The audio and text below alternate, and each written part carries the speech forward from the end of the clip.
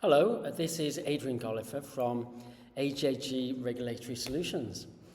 And this week's Reg Watch is back after a 2-week gap. And the clear theme from recent FCA activity is around proportionate regulation, but not necessarily lighter expectations in terms of governance, evidence, or judgment. So first off, it's all about AI. And this week, the FCA published the Mills Review, Sheldon's review, looking at the long-term impacts of AI on retail financial services through to 2030 and beyond. Well worth a read if you can get through the hundreds of pages.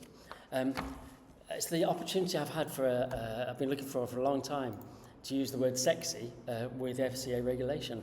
And I guess AI might be the closest regulation gets to being sexy. But for firms, the real issue is not the excitement of all this, it's in terms of the control aspects. So, Sheldon's review is a reminder that AI needs governance, acceptable use, oversight, audit trail, and senior management accountability. And it's not just about chatbots, it's about how AI could change consumer behaviour, firm decision-making, markets, fraud risk, bias, operational resilience, and the future shape of regulation. So, for brokers, MGAs and claims management firms, the message is simple. Don't allow AI to grow informally in the background. Get a grip of it.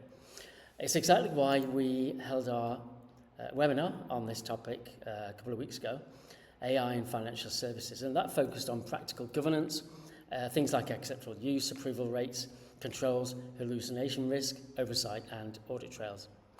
Also, our AI policy framework starter pack is available, and that was built and written for firms that have asked, where do we start with this? It includes an AI policy template, a use case register, a risk control checklist, and a senior management sign-off. Get in touch if you'd like more information on how to purchase that. Second, motor finance, and the saga rolls on.